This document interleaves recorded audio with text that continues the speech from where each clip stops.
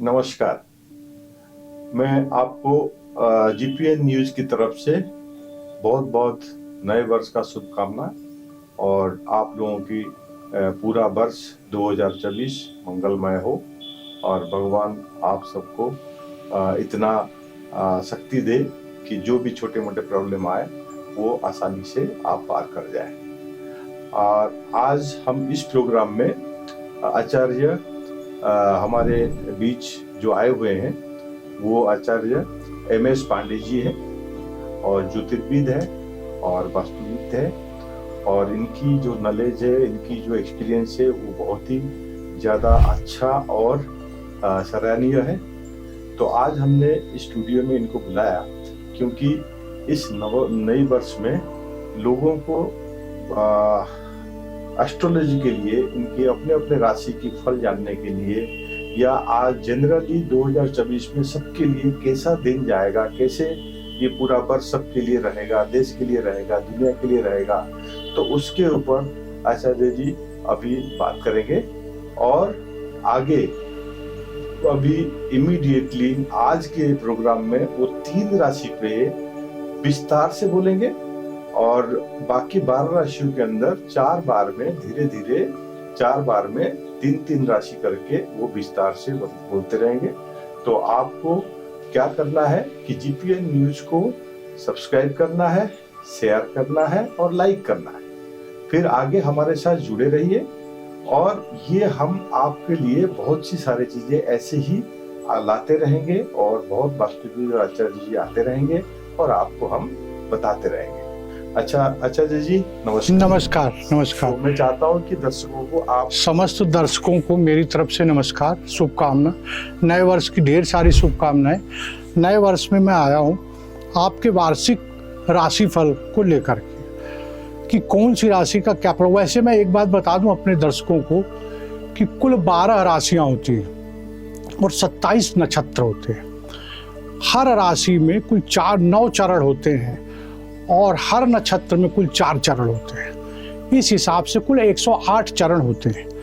तो हर जातक की पैदाइश जिस राशि में चंद्रमा स्थित होता है वही उसकी राशि होती है। जैसे राशियां कितनी होती हैं? मेष, कुल 12 राशियां होती हैं। पहली राशि को मेष राशि कहा गया जिसका मालिक मंगल है। दूसरी राशि को वृष कहा गया जिसका मालिक शुक्र है। तीसरी राशि का मालिक मिथुन जिसका मालिक बुध है। चौथी राशि पड़ती है कर्क जिसका मालिक चंद्रमा है। 5वीं राशि सिंह जिसका मालिक सूर्य है। 6वीं राशि कन्या जिसका मालिक बुध है। और 7वीं राशि जो होती है वो शुक्र की होती है, तुला राशि है, उसका मालिक शुक्र होता है। 8वीं राशि का मालिक मंगल होता है। 9वीं राशि का मालिक गुरु होता है, धनु राशि है। 10वीं राशि मकर जिसका मालिक शनि है। 11वीं राशि कुंभ जिसका मालिक शनि है और 12वीं राशि मीन जिसका मालिक गुरु है। तो ये कुल मिलाकर के 12 राशियां होती हैं। हर जातक की अलग अलग राशि होती है।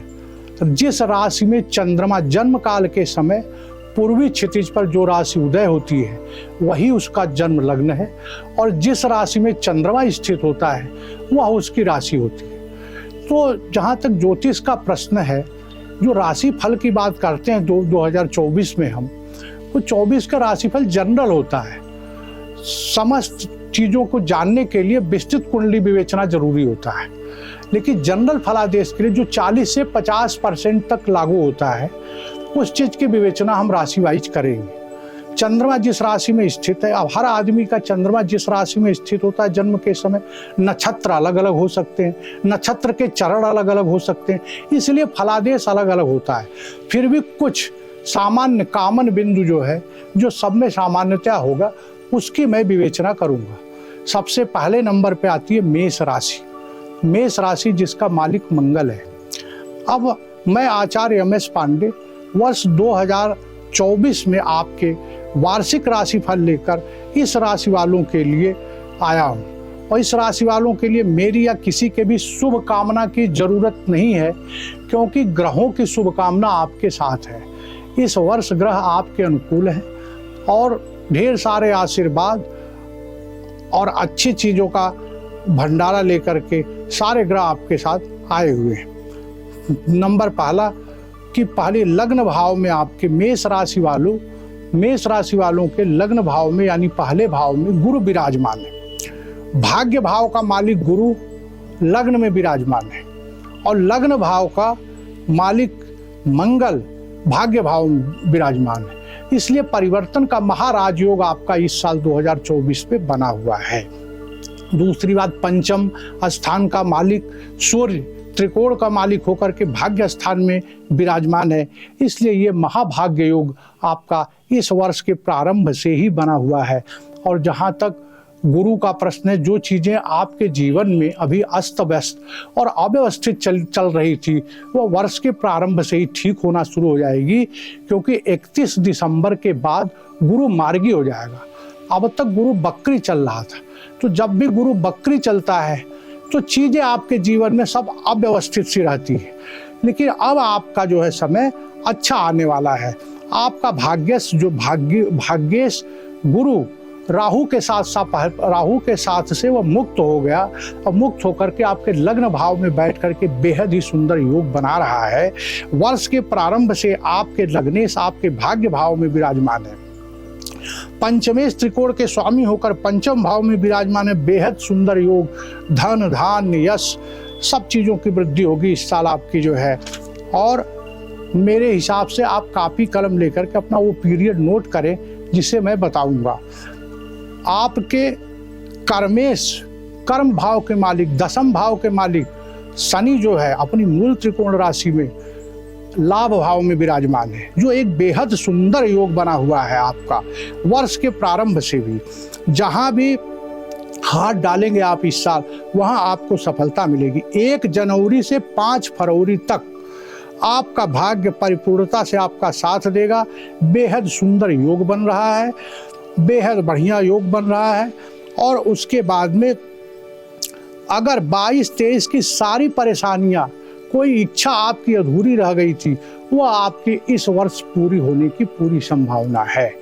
जिस तरह से आपके ग्रहों का योग बना हुआ है, उस हिसाब से आपकी सारी मनोकामनाएं जो इच्छित थी, पूरी नहीं हुई थी, उसके पूरा होने का योग्य बन रहा। आपका भाग्य आपका प्रबल साथ देगा, क्योंकि आपके भाग्येश आपके लग्न में, जहां एक और लग्नेश भाग्य में और भाग्येश लग्न में, यह महापरिवर्तन का राजयोग है। आपका भाग्य दुगनी रफ्तार से साथ देगा इस साल आपका जो है। उसके साथ 1 जनवरी से 15 फरवरी तक बेहद शुभ योग बन रहा है। एक तरफ भाग्येश और लग्नेश का स्थान परिवर्तन और दूसरी तरफ 5 फरवरी से 15 मार्च की स्थिति में आपके लग्नेश आपके कर्म भाव में गोचर करेंगे। कर्म भाव में आकर उच्च का होकर के गोचर करेंगे, जिससे रोचक नामक पंच महापुरुष महायोग बनेगा। आपका कर्म क्षेत्र में आपके सारे काम, अधूरे काम पूरे होंगे। सारे काम जो रुके हुए थे वह पूरे होंगे। कोई जॉब में है तो उसको जॉब में सफलता मिलेगी। जिसको जॉब नहीं मिली है उसको नए जॉब के अवसर मिलेंगे। कोई जॉब में ऑलरेडी है उसको प्रमोशन के अवसर प्राप्त होंगे। और लग्नेश कर्म भाव में आकर पंच महापुरुष योग बहुत बड़ा महायोग क्रिएट कर रहा है। जो इच्छाएं आपकी अधूरी थी, जो काम आपके पूरे नहीं हुए थे, वह इस वर्ष में पूरा होने के पूरे योग बन रहे हैं। उलझे हुए काम का समाधान निकलेगा और जिनके पास जॉब नहीं है उन्हें जॉब मिलेगी जो है। जो व्यापार की मंदी से झेल रहे हैं, मंदी का दौर झेल रहे हैं, उन्हें लाभ प्राप्त होगा। 15 मार्च से 23 अप्रैल आय में वृद्धि की अवस्था को प्रदर्शित करती है। एक से अधिक आय के स्रोत बनेंगे। विभिन्न प्रकार से आपकी आय बढ़ेगी। समाज में यश, मान, प्रतिष्ठा, सम्मान में वृद्धि होगी। और दूसरी ओर 15 मार्च से लेकर के 23 अप्रैल के भीतर आपका कोई भी अधूरा काम, अधूरी मनोकामना, जिसकी इच्छा 22-23 में अधूरी रह गई थी, वह इस वर्ष पूरी होगी।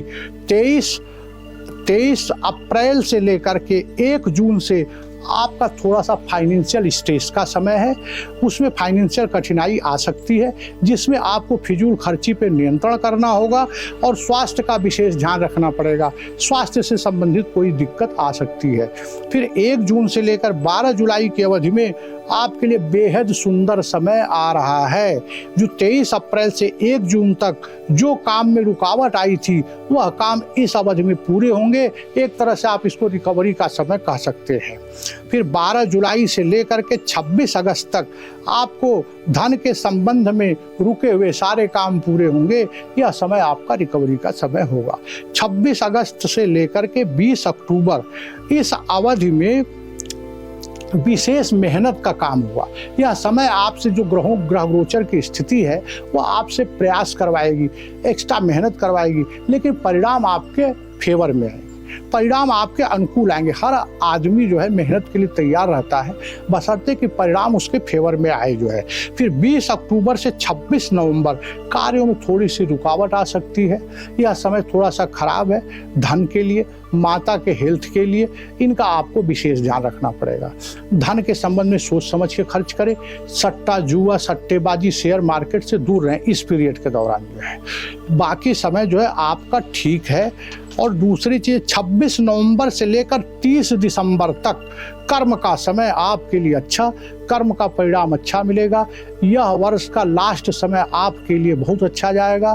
समाज में, परिवार में, कुटुंब में यश मान प्रतिष्ठा में वृद्धि, कर्म क्षेत्र में प्रगति, आय के विभिन्न स्रोत बनेंगे। कुल मिला के यह समय का जो लास्ट समय आपका है यह बहुत अच्छा बीतेगा।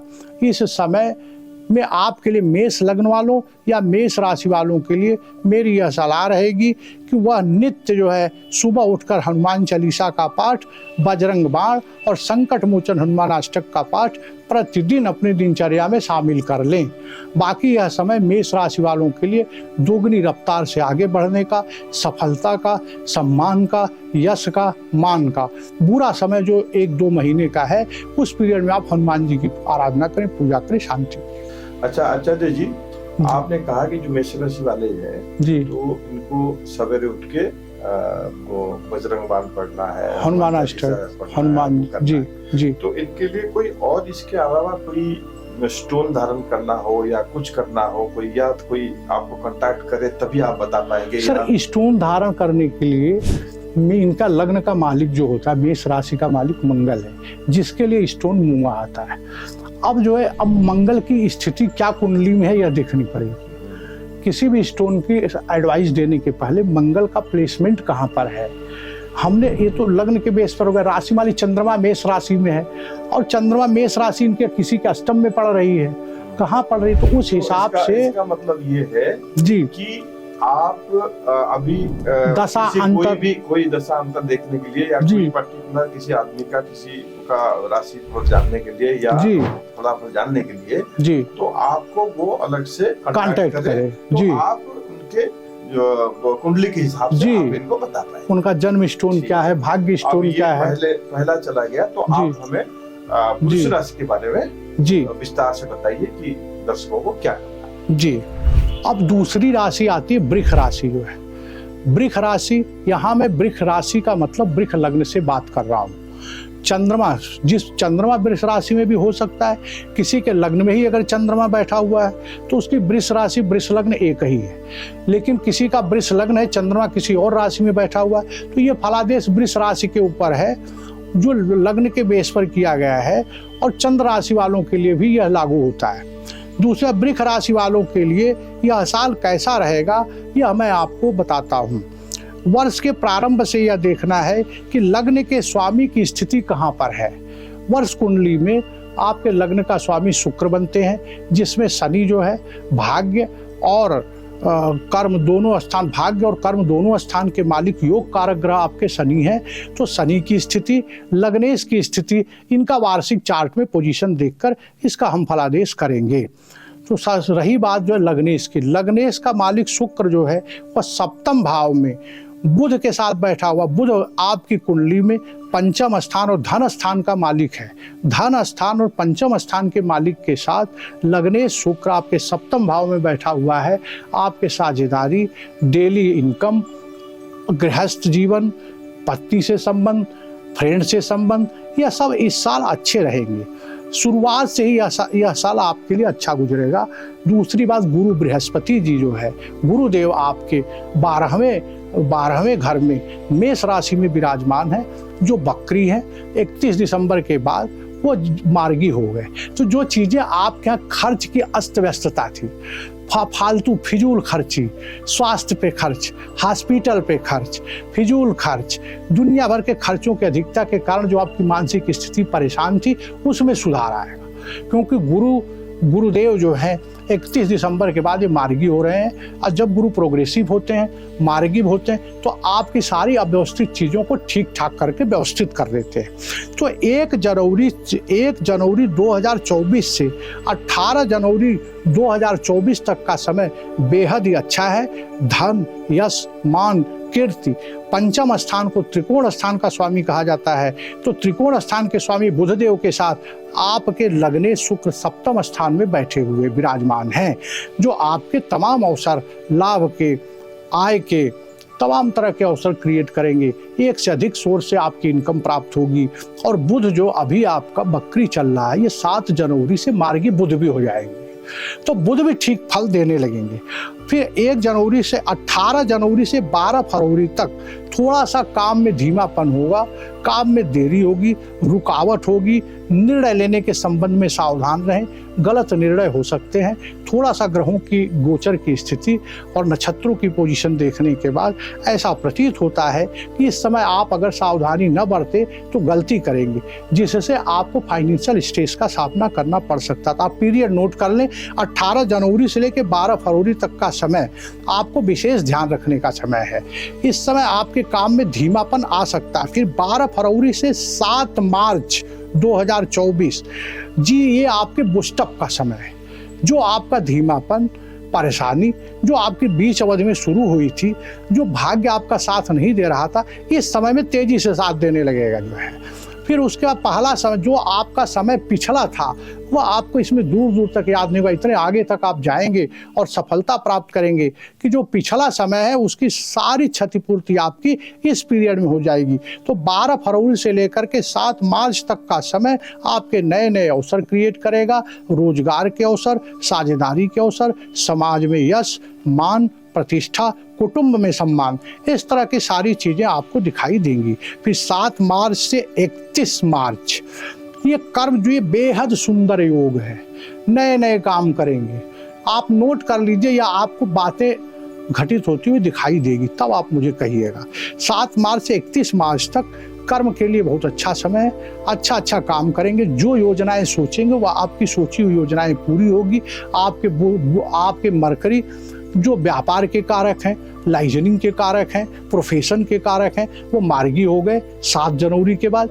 और उसके बाद गुरु जो है 31 दिसंबर से मार्गी हो गए। 7 मार्च से लेकर के 31 मार्च तक का समय काम के लिए बेहद सुंदर होगा।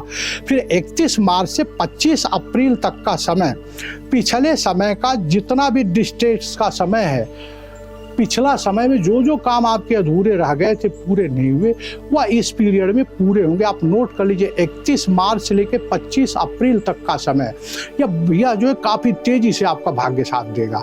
इस पीरियड में आपकी इच्छा पूर्ति होगी, फुलफिलमेंट का समय है, डिजायर फुलफिलमेंट का समय, तो यह आपका बड़ा उत्तम समय जाएगा। फिर 25 अप्रैल से लेकर 19 मई तक का समय थोड़ा सा ध्यान रखने की जरूरत है। इस समय ग्रहों की स्थिति अनुकूल नहीं है। हेल्थ पे आपको विशेष ध्यान रखना पड़ेगा। अपने हेल्थ पे डिसीजन सोच समझ के लेना होगा। खासकर वित्त संबंधित मामलों में जब आप निर्णय लें तो बड़ा सोच विचार के लें। गलत डिसीजन हो सकते हैं जिससे आपके पैसे फंस सकते हैं। इसलिए इस समय में फाइनेंस के संबंध में, हेल्थ के संबंध में कासस रहने का समय है। फिर 19 मई से लेकर के 12 जून का समय अद्भुत समय, इस वर्ष बेहद खास समय है, जहां अपने ज्ञान, चातुर्य, बुद्धिमत्ता, कौशल से आप सारी चीज़ों पर विजय प्राप्त करेंगे। जो चीज़ों में आप असफलता प्राप्त किए हैं वह सफल होंगी और आपके अच्छे मार्ग प्रशस्त होंगे। रोजगार, काम करने के नए नए अवसर, नए नए व्यापार के अवसर, साझेदारी से लाभ, गृहस्थ आश्रम में सुख, सब चीज़ की प्राप्ति आपको इस पीरियड में होगी। यह बेहद खास समय होगा। फिर 12 जून से लेकर 7 जुलाई तक यह भी समय बहुत अच्छा है, बेहद खास। धन, मान, यश, प्रतिष्ठा सबके लिए अच्छा है। फिर 7 जुलाई से 31 जुलाई तक का समय आपको मेहनत कराएगा, काफ़ी मेहनत कराएगा, लेकिन परिणाम आपके फेवर में होगा। जैसे हर व्यक्ति हर समय मेहनत के लिए तैयार होकर परिणाम उसके फेवर में हो तो स्थितियां आपके अनुकूल होंगी, परिणाम आपके फेवर में होंगे, तो आप कमर कस लीजिए। उस पीरियड के दौरान आपको मेहनत कराएगा। 31 जुलाई से लेकर 25 अगस्त तक का समय बेहद सुंदर समय, अच्छा समय, यश, मान, प्रतिष्ठा, जनता में सम्मान, काम, सब कुछ आपका अच्छा होगा जो है। फिर सितंबर का समय अच्छा नहीं है। ग्रह गोचर नक्षत्रों के हिसाब से मैंने देखा तो पाया कि वृक्ष राशि या वृक्ष लग्न वालों के लिए यह समय थोड़ा स्ट्रेसफुल रहेगा। इस पीरियड में आपको विशेष ध्यान देने की जरूरत है।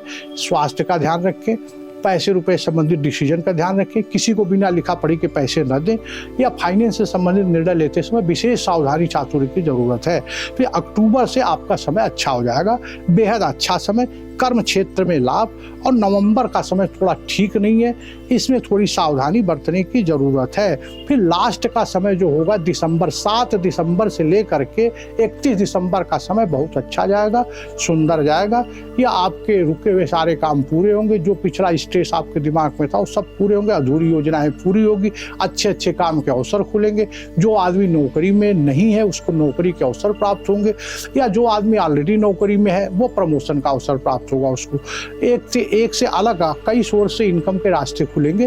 तो यह वर्ष का अंतिम समय बहुत ही अच्छा जाएगा आपके लिए वृषभ राशि वाले। अच्छा, तो आपने तो अभी जी 2 राशियों का हमने दिया है सर। अगली श्रृंखला में हम आपको 3 राशि का विस्तृत राशिफल प्रस्तुत करेंगे यहाँ। लेकिन 12 राशि है तो आपको उसी हिसाब से करना है, जैसे 2 या 3 बार जी इसको हमें खत्म करना जी है। जी जी। और नई वर्ष है और जी हर आदमी की मन के अंदर उत्सुकता है जी जानने जी की, जी तो जी इसीलिए हम ज्यादा इसको लंबा ना करें, जी जी हम जी इसको जी जी कम जी समय में, मतलब इसी बिल्कुल, हफ्ते के बिल्कुल। अंदर इस श्रोताओं को, दर्शकों को हम बताएं जी जी जो जी हमारे साथ जुड़ रहे हैं और जो आगे सब्सक्राइब करेंगे, हमारे साथ जुड़ेंगे, तो वो बिल्कुल इसका बिल्कुल। लाभ इनको मिल सके। जी जी जी एक तो ये सर रहा। जी दूसरी रहा कि आपने बताया था बीच में कि ये लाल किताब के बारे में, जी उसके बारे में थोड़ा सा विस्तार से अगर बताएं तो जी, हम जी, आगे जी। उसके ऊपर भी जी जी जी सोचेंगे कि ये दर्शकों को कैसे हम इसका लाभ दे सके। जी और जी कैसे जी करें। सर लाल किताब बहुत अच्छी किताब है।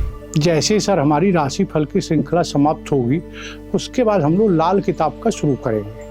लाल किताब को शुरू से लेकर के लास्ट तक, बेसिक से लेकर एडवांस तक मैं बताऊंगा अपने श्रोताओं को, दर्शकों को। कई लोगों के दिमाग में एक तरीके से भ्रांतियां रहती है कि लाल किताब उपायों की किताब है, लाल किताब टोना टोटकों की उपाय है। उन्हें शायद जानकारी नहीं है। कम जानकारी की वजह से, जानकारी के अभाव में वो इस तरह की बातें बोलते हैं। मेरे हिसाब से लाल किताब एक ऐसी किताब है जिसे फरिश्तों ने लिखी है, और उसकी इबारत जो है समझना, उसको ठीक से व्याख्या करना, जब तक लोगों के समझ में नहीं आएगा, इस तरह से तरह तरह की भ्रांतियां वो दिमाग में पाले रहेंगे। मैं आपको बताऊंगा विस्तार से, बेसिक से लेकर एडवांस तक का लाल किताब का सीरीज हम शुरू करेंगे अपने दर्शकों को, श्रोताओं को, और शुरू से लेकर लास्ट तक हम बताने का प्रयास करेंगे। पढ़ने के बाद आपको खुद ही समझ में आ जाएगा कि यह किताब उपायों की किताब नहीं है, यह कितनी ऑथेंटिक और कितनी प्रमाणिक और किस तरीके से यह किताब है पूरी। उसके बाद आपका खुद इस किताब के प्रति रुचि बढ़ जाएगी, सम्मान बढ़ जाएगा। इसके तमाम उलझे हुए चीज़ों को मैं कोशिश करूंगा। मैं भी इस लाल किताब का एक छात्र हूँ, मैं अध्यापक नहीं, एक छात्र हूँ। कोशिश करूंगा कि अपने ज्ञान से जितनी भी अच्छी से अच्छी जानकारी है आप लोगों को उसका लाभ उपलब्ध करवा सकूँ। मेरे इस चैनल को ज्वाइन करिए, सब्सक्राइब करिए और लाइक करिए। आप लोगों का हौसला, आप लोगों का ये सब्सक्राइब करना ही मेरे लिए हौसले का काम करेगा। मैं आगे फिर काम करता रहूंगा आप लोगों के लिए। अच्छा आचार्य जी, आपको बहुत बहुत धन्यवाद कि आप यहाँ पे आए और हमारे दर्शकों को ज़्यादा से ज़्यादा आपके ज्ञान का अनुभूति आपने दिया, और लाल किताब के बारे में भी आपने बताया, जिसकी मेरे ख्याल से बहुत सारे श्रोताओं को जो देख रहे हैं हमारे प्रोग्राम, उनको भी जिज्ञासा रहेगा, उत्सुकता रहेगा, चाहे वो देश का हो चाहे विदेश का हो, इसकी जानने की और इसके बारे में ज़्यादा से ज़्यादा लाल किताब क्या है और इसके पीछे क्या मतलब लक्ष्य है, किस लक्ष्य के हिसाब से इसको लिखा गया है, उसका उपाय, या जो भी, जैसे किसी ने सोचा कि ये गलत किताब है या कोई सोचता है अच्छा किताब है, लेकिन हम चाहेंगे कि आप इसको विस्तार से बताएं और हम इसको आगे इस प्रोग्राम को बिल्कुल शुरू से लेकर आखिरी तक इसको लेते हुए चलेंगे हमारे दर्शकों के लिए जो आज हमारे साथ जुड़े हुए हैं और जो आगे वाले आने समय में जो हमारे साथ जुड़ेंगे, तो हम इनको बहुत बहुत धन्यवाद सर, बहुत बहुत धन्यवाद सर। आपके माध्यम से श्रोताओं से जुड़ने का अवसर मिला, बहुत बहुत धन्यवाद सर।